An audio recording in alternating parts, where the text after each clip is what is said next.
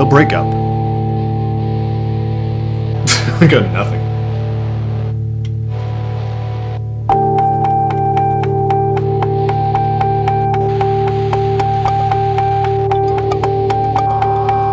I told you not to touch it. I told you not to touch it. I told you not to touch it. You broke it. I told you not to touch it. I told you not to touch it. I told you not to touch it. You broke it. I told you not to touch it. Keep your hands where I can see. Really? Oh, yeah. I thought they would have given Barbie, options. Like, She's a one-woman girl.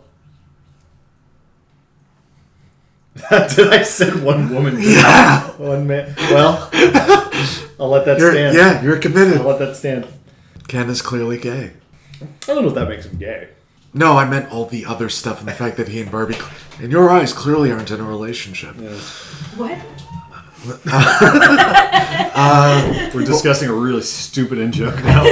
Where do we backpedal to? Oh, God. It's so far away. I think there was another male figure in the Barbieverse. That's what I was fucking asking. Well, what's her little sister's name? Stacy. Does Stacy have a boyfriend or a buddy? Isn't she like 8? I thought she was like a teenager. I thought she was like a teenager. I don't know anything about this, as is evident. That was fucked up, Sam. I can't believe you. Come on. Clearly, she was a child, bro. Come on. Oh. And I think that's as good a place to start as any. Sure, right now. God damn. Welcome to The Breakup, a special season finale. A special season finale as opposed to all the other season finales. It's the podcast about destroying the things you love by giving them away. If you're listening this far in, you know what the hell this is about. We would like to welcome to the show our good friend and big fan of the podcast, Faye. Big fan. Yes, big fan, big fan. Really big shoe. Very really big shoe. fan. Yes. Faye, would you like to introduce yourself or For yourself? I'm good. keep the mystery alive? Let's move along. Yes. This week, Faye has had, as is tradition. Yeah. Faye, what did you have us watch? I had you watch one of my favorite movies. The Earth Girls Are Easy. Earth Girls Are Easy. Starring people. Starring the people. best people. Starring. Jeff Goldblum. So this sequel to The Fly. Yeah. Clearly. I love to think of that director watching The Fly and going, that's the man. That was one of our biggest questions as we were sitting there thinking, so this is the follow-up to The Fly. Somebody said, let's get these two back in the studio. Yeah. Let's make this movie. Let's make it rain like Lil Wayne. Yes. And then right after that, he watched In Loving Color. And went, Yes. "Ooh." Yes. There's a lot of influences in this movie. There is a film trilogy here. What's the capper? What's the third one? Oh my god. Truman Show? Yeah. Oh yeah. Yeah, I can see that. The aliens came You back. should definitely watch those as a trilogy. It's a hell of a movie night. You want to know where you are at the end. I wanted to open on saying that I feel like this movie was made on a lot of different drugs. And it is sure. made of drugs. I noted to Jacob as we were concentrated 80s. Well, before we get into the summary, I'll say this. I said to Jacob, well, I would complain that this movie is a lot of padding, but I think that is the movie. Yeah. So, Jacob, would you like to give your patented treatment of what exactly this goddamn movie is about?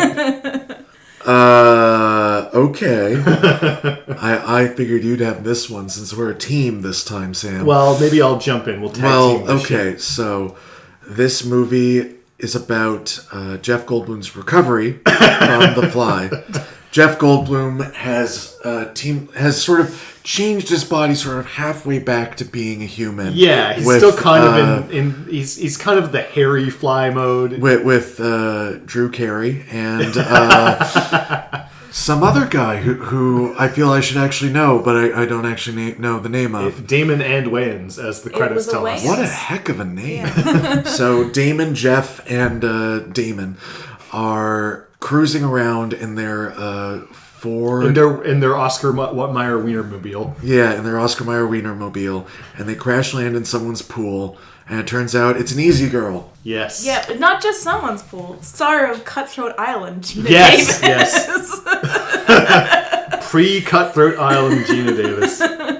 At surprisingly another career at low. These Hollywood actors go up and down. Oh no, you'll have your chance. I'm sorry. You'll have your chance. So, what proceeds to follow is absolutely nothing. I think I stared at a blank screen for an hour. Jacob started to ask me, "Is this is like Act 2?" And I was like, "No, I'm pretty sure it's almost over."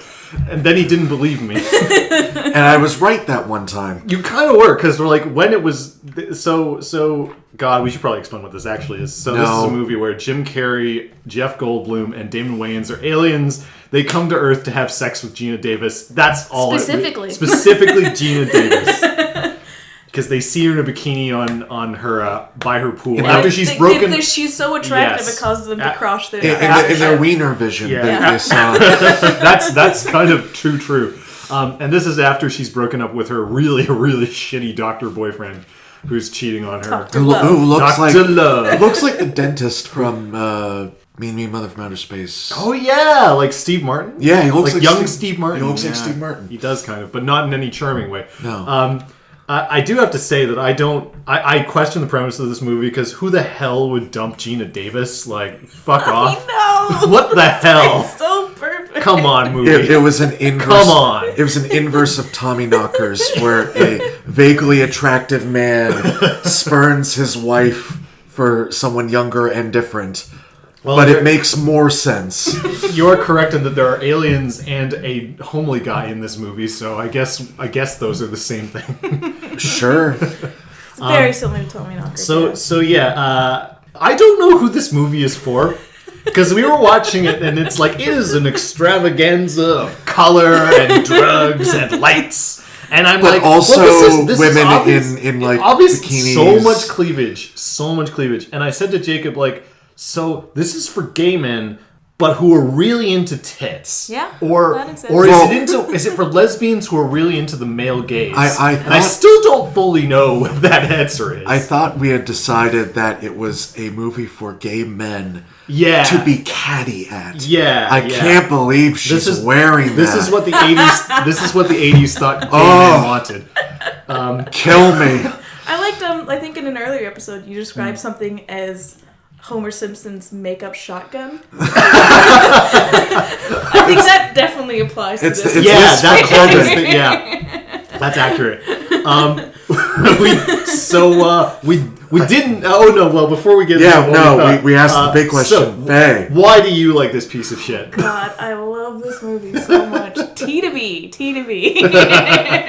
It's baffling and problematic but since sometimes oddly progressive. Wait, where? I need a specific example. Like for example, when Jeff Goldblum uses his orgasm touch to turn two of the men gay. I don't know if I'd call that progressive. No, I'm not done. Okay. Afterwards, that they become a couple, the response is, congratulations. Like, there's no, like, I guess so, yeah. It's shocked that they're gay and gay panic. It's like, go live your beautiful lives together. Now that I'm so glad we let you learn how to love each other. You lovely Portland police officers. Yeah, okay. If you squint real hard. In your cop car that didn't have I think grate this, behind it. This is doubly unsettling because after the love touch is used, I realize that these guys look weirdly similar. That these could be cop brothers, perhaps. So that's racist. Somewhere in this movie is the guy who played Major Burns on MASH, and I couldn't figure out where. It may have been one of the cops, and he just probably just part of the whole mess. Let's arrest him. He looks weird. We don't like your furries around here. That line when the hot girl says, "I think those people smashed into my car," and they're like, "Are you sure?" And she's like, "Not really." Like, good enough for me. So Jacob, what did you think of this movie? It was terrible. I really didn't like it. Yeah, we didn't like it. No, we really just. I wanted to be dismissive and this is so bad it's funny, but I couldn't. This is just really dumb. I didn't like it either. I liked it better than Jacob, I think, for two reasons. I do kind of dig the let's go whole hog on like spitting up the 80s in this movie. Also, I think weirdly Gina Davis is actually really good in it. Oh yeah. Like any other a lesser actor would have played her as really ditzy, but she's an idiot, but she plays it as like, okay, I'm just going with this. Yeah, she's real plucky. She doesn't know she's an idiot. Yeah. And she plays that really well. Everyone plays by consistent rules of... But otherwise, I thought it was a piece of trash. We were just watching it, and they're like, it's Jim Carrey, Damon Wayans, and Goldblum in their furry outfits, and they're just like leaping around a spaceship. And I was like, and Jacob was like, this is gonna be a long one, isn't it? It's gonna be really long. I'm kind of surprised that you didn't like it, considering we're fellow JoJo fans. I mean, this is pure excess. This is... Oh, Jacob has theoretical reasons why he likes JoJo. It's not just the aesthetic. I have There's goddamn reasons. theory. I don't think that, like, it's not just color for me with JoJo. Like, it's certainly colorful. Yeah, no, I agree. But I feel like there's Earth Girls things are- going on underneath Earth Girls. I have There's a theories. lot of things going on underneath those Earth Girls. Jeff Goldblum is going under Earth Girls. Yeah, exactly. As that movie is quick to point out. And then that weird that was, I think, my favorite part of the movie. The dream after... I was gonna mention that. Yeah. Where the director or whoever clearly demonstrates that they have actually watched a large sampling there's a lot of classic sci-fi. Yeah, there's a lot of genre There's nods there. But I said to Jacob, this weird genre nod mashup in the middle which was of cool. this trash It movie. looks really cool. But I turned to Jacob and I said, "Oh, so this exists to creep her out about sleeping with the alien because the aliens have no personality. So we really need to inject some drama in at this moment." I think for me... Also, we're running out of time here. Well, it's like it's her version of an existentialist nightmare. Yeah, where sure she is. like and amongst we're all good. this fluff, and she's found a cute guy. We're gonna and get she's to bedded existentialist him. nightmares. She's finally come to the realization like, holy shit, I just had sex with I don't know what. I just fucked a brundlefly. Yeah. I think for me, the great twist is, here's this sort of weird, great multicultural future where it's just aliens and humans living together, and it's a nightmare. Like, everyone's friendly, and she's like, oh my god! And of course, her boyfriend is still an asshole in her dream. And So, nothing bad happens in this movie. Oh no. No, nothing bad happens in this dream. Therefore, it's a nightmare. Yeah. Because it's like shaky cam, and they're weird. Like, there's Picard's fish. The cinematographer must have been drunk through this movie because it's just the camera's just like. We established that the camera was a character. Oh yeah. Yeah. That it was some person that we just couldn't see. It was us. Yeah, it was us. We were part of this. It's one of those early VR games. It makes you want to throw up. As soon as you watch it, you become first person. Yeah. Oh no! I'm in the movie now. There's also that musical number where it's There's about, several musicals. Yes, but there's a particular one. Sometimes the movie's a musical and then it forgets Yes, about that. sometimes it's a movie. Sometimes it's a movie that forgets it's got aliens in it. There's a Very music. forgetful There's movie. There's the beach song. The beach song, which Oh, at first I was what? like, okay, so we've gone to the beach and we're doing things. Why is Gina Davis here? She was back at her. Oh, this is just a fantasy that Dream didn't sequence. go anywhere. Well, I don't know if you guys grew up on like Cliff Richard's beach holiday type summer movies. No, I know that name. No, my Yeah. parents loved me. That's a lie.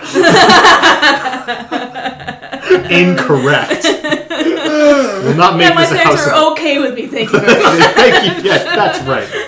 We'll not make this podcast a house of lies. When I watched a lot of those Yeah, films that are yeah, referenced, yeah. I think they're really trying to do a classic B movie. Yeah, no, they are. But they threw everything in the blender. Let's throw it in.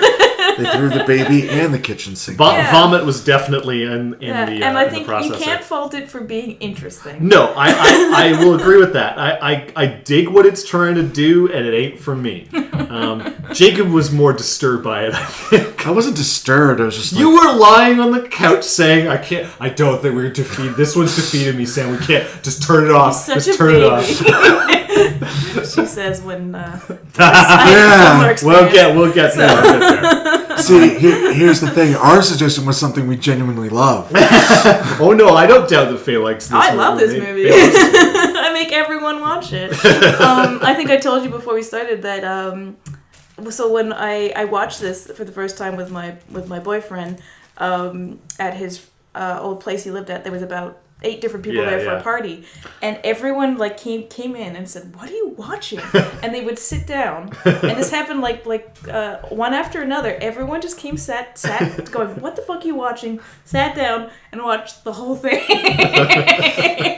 I'll give this movie a little credit because I thought it would be more problematic than it actually is. No, the only thing I was like, because as soon as Damon Wayne's alien is black, and I was like, okay, so he can only hook up with a black girl. That's the rules. A bit of a shame. Yeah, but although his dance off is kind of fun. But then there's the suit battle. The zoot suit battle, yeah. Yeah. The 50s were real in the 80s, apparently. Oh yeah, they were. That was like where a lot of the style came from. Yeah. I guess I forget if I'm older than you guys or not. How old are you? You can cut this if you want.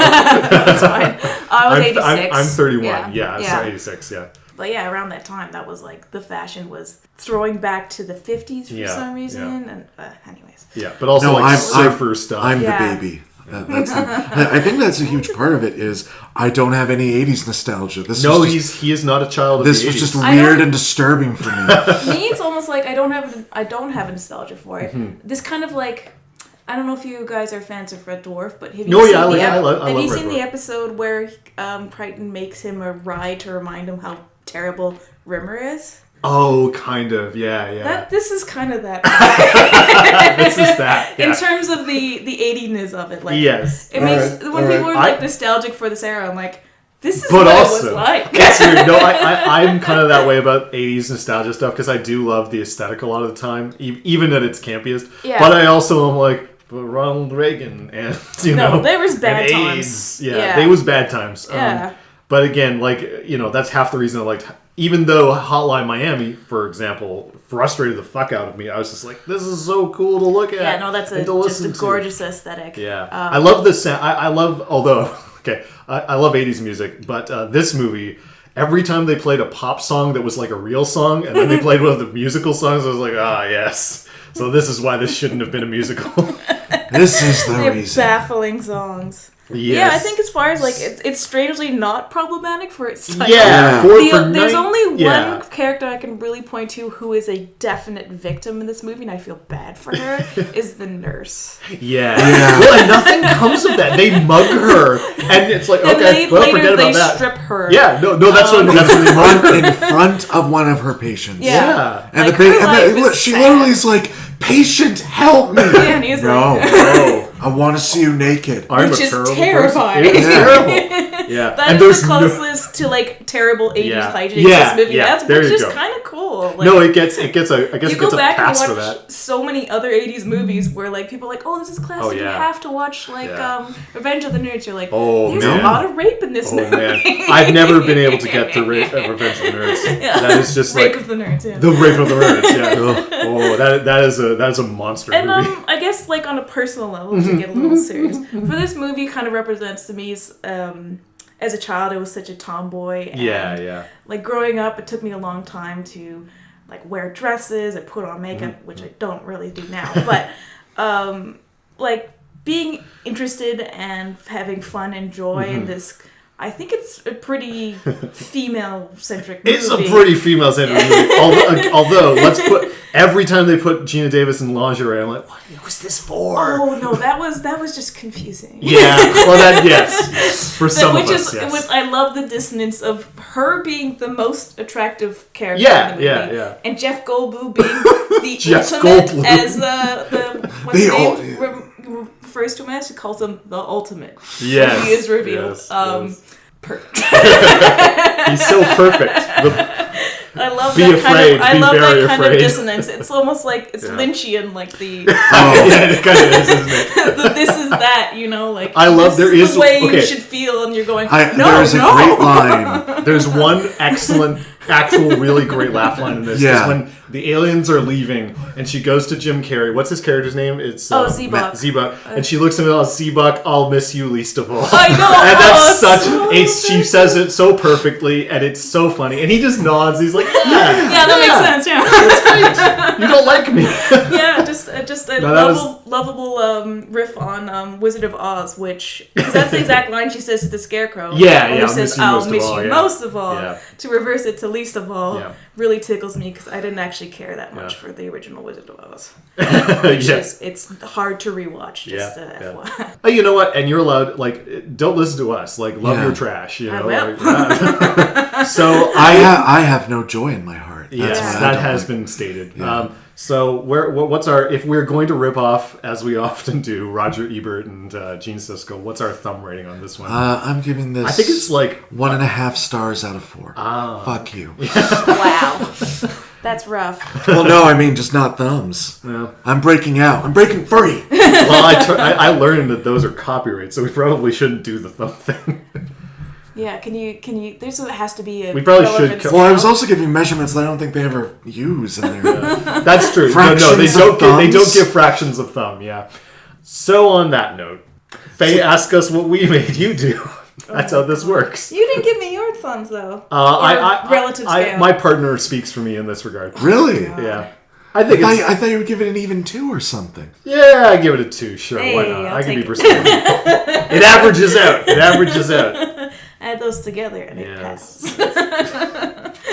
I do? So Faye, what did? Oh no, how the fuck does this go? I never remember. What did we make you watch? Yes. You made me watch the 2013 movie The Doubles, starring Double, yes. Jesse Eisenberg. Directed by Richard Iwate of the IT Crowd Yes. fame.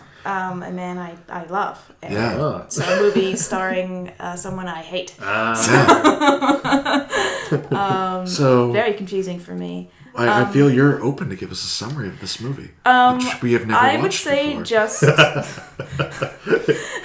Yeah, we just picked it off Netflix. It was this one. really No. because No, I we did really- actually really- after I watched it we were because I watched this on Tuesday. Yeah. I said to Jacob when we were hanging out Yeah. yesterday, did you watch this movie? We love this movie. Yeah, no, we. I was we- surprised that he watched it and liked it. Yeah. Yeah. It seems more of a Sam. We watched it on movie a. than It is a Jacob very movie. Sam movie, but Yeah. Jacob can like Sam movies. No, that's fair. Yeah. Once in a blue moon. Yeah. Yeah. We watched it on like. All right, quick backstory. We watched it on like Halloween, like 3 or 4 years ago, because we had nothing else to do, and it was me, Jacob, Jesse, and I think Megan. We all really dug it. Like we really liked it. Yeah. So anyway, Well, my quickest summary would be I preferred this movie when it was played by Eddie Murphy. Keep going. In the ouch. 2000 classic, The Nutty Professor. I feel like that was a better representation of this movie. There's a weird coincidence for you. Is the original Nutty Professor is a big part of Earth Girls Are Easy because they keep watching it and he keeps imitating. Anyway, I have seen the original Nutty Professor, and that is pretty god awful. Yes. I imagine the Eddie Murphy one was actually also god awful. I had not seen it since I was 6. Yeah. This great. movie, I was squirming on the couch like a worm, going, I hate.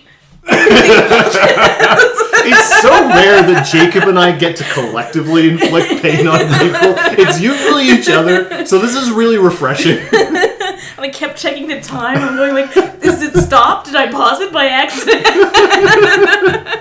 It just won't stop. This doesn't sound like a summary. You need to. Who's in this movie? Lay it down for me. Jesse Eisenberg plays the whiniest, most unsympathetic person on the face of the earth. Yeah, with sure. no redeeming qualities. He also plays himself, where he plays in a alpha Version of that. the Alpha worst dude, person, bro. most unsympathetic person on the face of life. Mia Wachowski reprises a role as a crazy person. Seems fair. And there are other people who are there. There are other people who are Who there. are very, very mean to, I guess the word they like they used to use was beta. Yes, like, yes. This movie is like the classic. It so wants to use the word, oh, he's so beta. That's why he's unsuccessful. And this man is so alpha. Like, it follows every one of those tropes so aggressively. That's interesting. It felt like how you would explain Ready Player One to me. Oh, the tables have turned. And, I am wounded. What do you call it?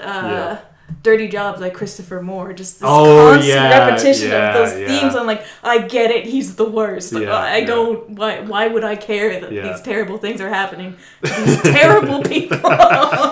See, I'm a big fan of terrible things happening to terrible people movies. It's a traditionally British genre. It's a very British movie. Yeah. I feel bad because my parents are British. I was growing up with mostly British media. Yeah. But it's the one genre of that I like random silliness. Yeah. That's my jam. You like the Monty Python. I'm a Monty Python. Yeah. As opposed to The Office. Yeah. Yes, I am not a Keeping Up with Appearances fan. Yeah. God, I hate that show. Anyway. What would you say it's kind of? Is it generally like a cringe humor thing that you don't dig? Yeah, because I've led a very embarrassing life. I think I've told you some stories about my life that I've told both of you stories that I just lived very embarrassingly, and watching other people be embarrassed just reminds me of how many similar situations I've been So we in. put you through some real self-reflective psychological torture. And I'll admit I was not in the best watching area because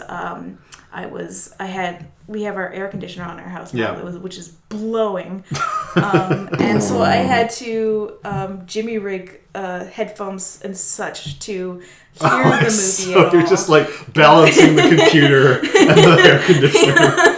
I was kind of holding sort of on juggling. to both things, and the cat was jumping on me, and boyfriend kept coming in and out. It was not ideal. As for actual praises, I will say the cinematography was beautiful. It is beautiful. Yeah. Whoever the DP was, they did an amazing job. Very clearly, this person is very much in love with Terry Gilliam. Yeah, it's very bizarre. Wishes he were Terry Gilliam. Yes. Perhaps. Well, I don't know if anyone really wishes that anymore. The cinematography was great. Although the thing that I kept thinking, because it makes you think so much of Brazil, I kept going, the thing that was really missing from that movie is any world outside of those 3 locations. Yeah.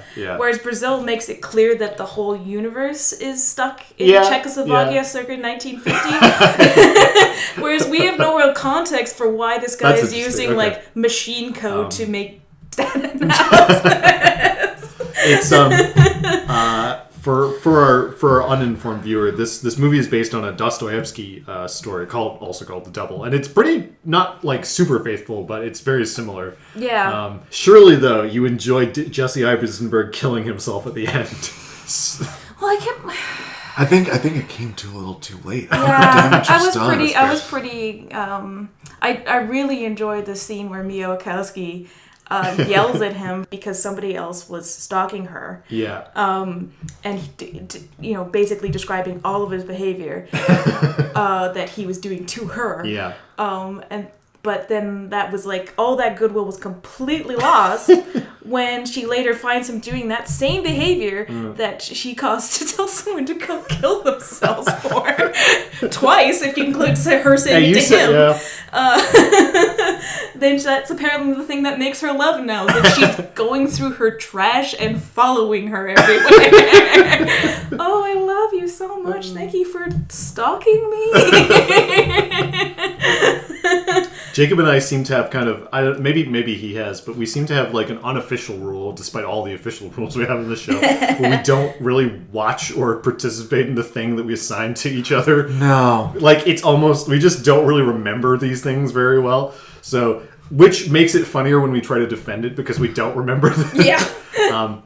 We didn't. Why do you like this, Jacob? We'll start on that. Yeah. Now that I've said that. Please tell me why you like this terrible thing. Mostly because I don't think anyone's right. I don't think the movie's trying to say the things you think it's trying to say. Basically, the worldview is, oh man, you're such a beta, I can't believe you would do this. But that's not what the movie's saying. Yeah. The movie's saying that everyone's wrong. Everyone's crazy. Jesse Eisenberg is a terrible person, but he's not more or less terrible than the world that has forced itself upon him. And he does like a quick lateral thinking thing, and maybe, just maybe, he's learned to be slightly less terrible at the end of it all. Yeah, I think there's I see more irony in it than you do, Faye, but to be fair, as we've established in this podcast, taste is a multifaceted, perplexing thing. Oh, yeah. And you can read anything to anything. Yeah. But I like it kind of on more of an aesthetic and genre value. I mean, I think the story is kind of neat, but I really like visually. It's quite lovely to watch, and I just love weird existentialist horror movies. So the thing is, I usually do. Yeah. If only we had cast Eddie Murphy for this. I did. You know what I actually did was during the beginning, because I don't care for Jesse Eisenberg. Yeah. We had a feeling that would upsetting. taint this. It didn't help, so I tried and imagined, okay, Richard Ayoade's directing this, and he's if he played the character. I was trying to imagine him in the character so I could give it a fair shake. Okay. That's actually he's done. I haven't seen his other movie. I keep meaning to watch that. I think it's called Submarine or something. There's the germ of a good director in there. Yeah. But I guess also at the end of the day, I'm just it's a romance at its heart, and I hate romantic comedies with a fiery passion. Yeah, so. I've got some patience for a romantic comedy. Although that is, I feel like that's a bit from Jacob's expression. He thinks that's a bit of a. What the hell is Earth Girls Are Easy? What the fuck do you call that? It's a delightful romp through the 80s. Welcome to the call out. I'd call it just a puddle. Yeah, a puddle of pink and neon. Some Coke. Like, don't touch it. Yeah, don't touch that. Don't fucking touch it. Spend 2 hours with it. Then take your life. photos. Yeah, don't smell it directly. You waft it over. There's no attempt to make those emotions feel real. They're all synthetic. You're not supposed to think that these characters actually love or care about each other in any way. These are made of plastic. These are all this is basically just a bunch of Barbies smashing against each other. I feel like we basically have the reverse problem, because I'm like, I feel like the movie is at least trying that. Yeah, no, I felt his emotions were towards the female character were just like called out in the movie as being genuine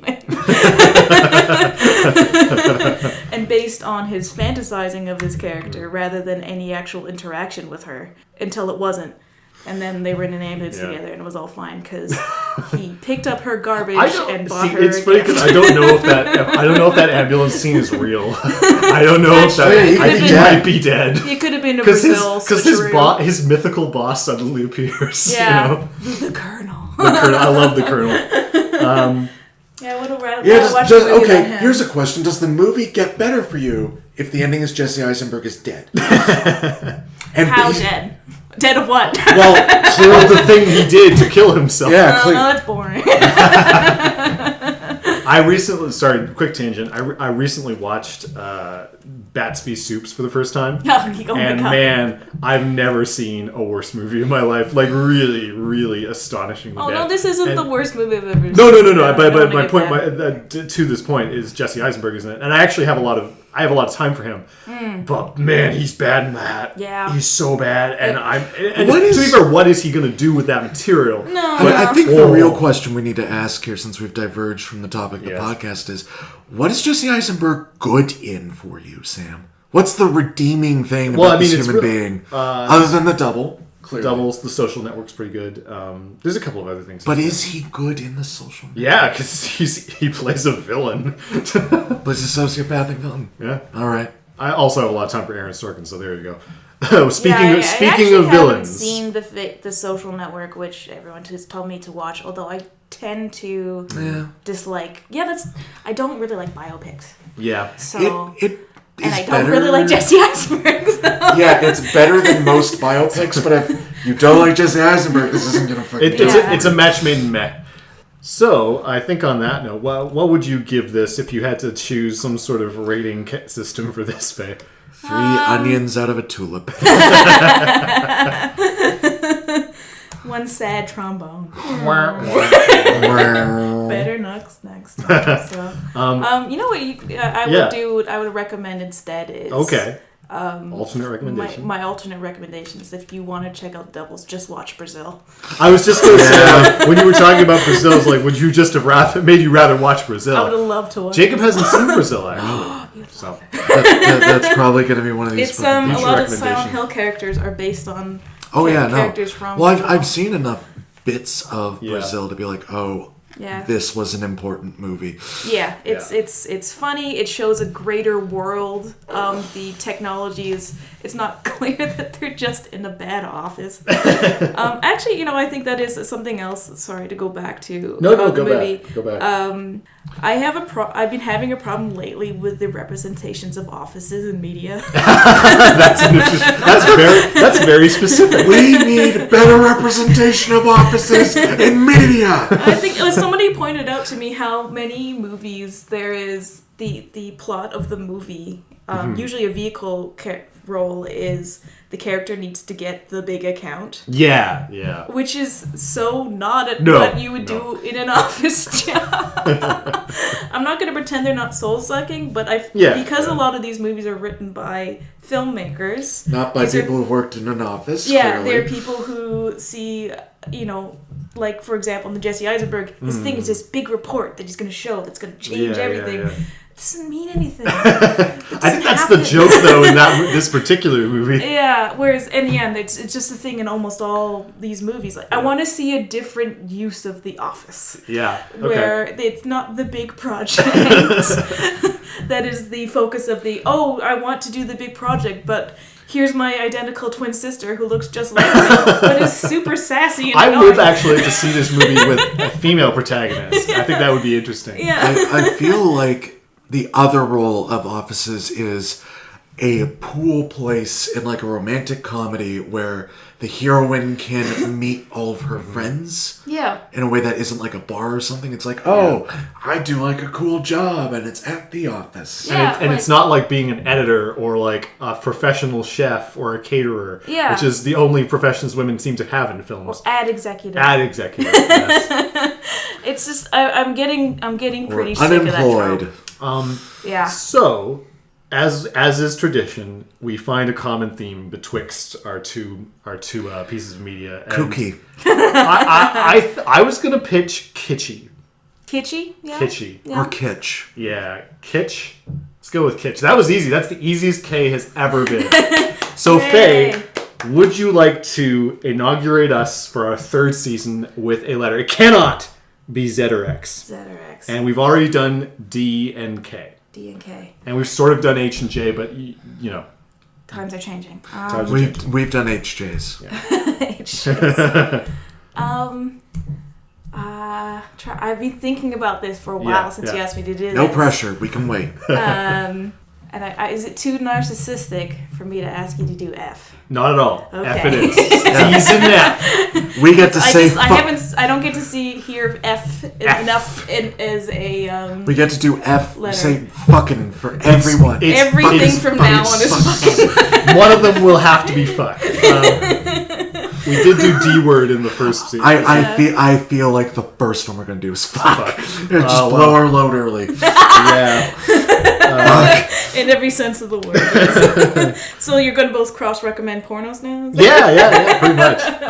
Well, we've already done that one. Actually, no, I haven't gotten one from you. What the hell? True. So, before we wrap up, Jacob and I have to give each other our assignments for next time. Oh, shit. Right. Yes.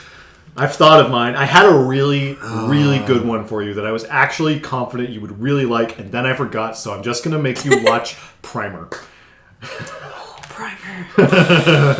May God have mercy on your soul. Yeah. Wait, what the fuck did I do for punishment?